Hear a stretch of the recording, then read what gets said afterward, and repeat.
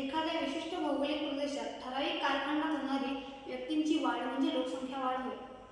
लोकसंख्या वाढ मुख्यतः जन्मदर आणि मृत्यूदर यातील नैसर्गिक फरकामुळे होते.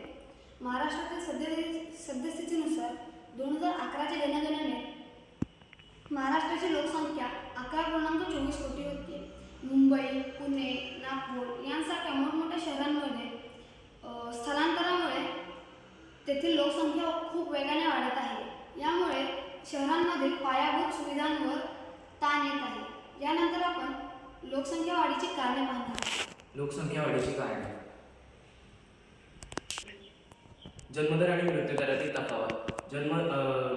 सध्याच्या आरोग्य आणि वैद्यकीय सुविधा वाढल्यामुळे जन्मदर वाढलेला असून मृत्यूदर कमी झालेला आहे. दारिद्र्य, निरक्षरता आणि अंधश्रद्धा.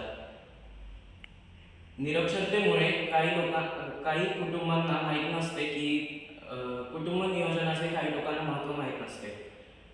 काही ठिकाणी कुटुंब नियोजन करणे हे पाप मानले जाते. दारिद्र्यामुळे गरीब कुटुंबांमध्ये मदतीचा हात म्हणून मुलांना जन्माला घातले जाते. यापुढे आपण उपाय पाहणार आहोत.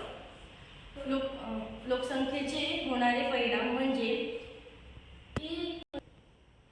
लोकसंख्ये वाढीचे होणारे परिणाम म्हणजे मानवी जीवनावर होणारा नकारात्मक परिणाम, जसे की नैसर्गिक संसाधनांचा वापर, अन्न पाणी यांचा तुटवडा,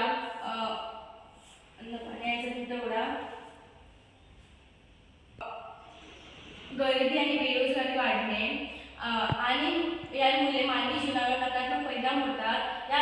आणि सामाजिक व पर्यावरणीय हानी होते.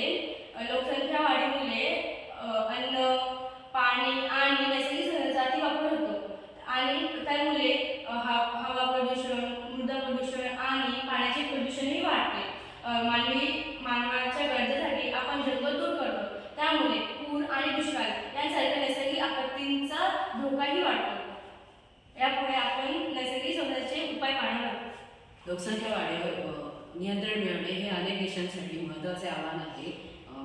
यासाठी आपल्याला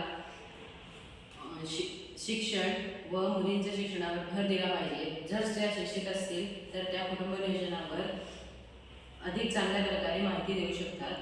छोटा परिवार सुखी परिवार ही संकल्पना घरोघरी पोहोचवावी. यासाठी टेलिफोन, रेडिओ, मोबाईल व सोशल मीडिया यांचा चांगला वापर करता येईल. कुटुंब नियोजनाची साधने उपलब्ध असावीत व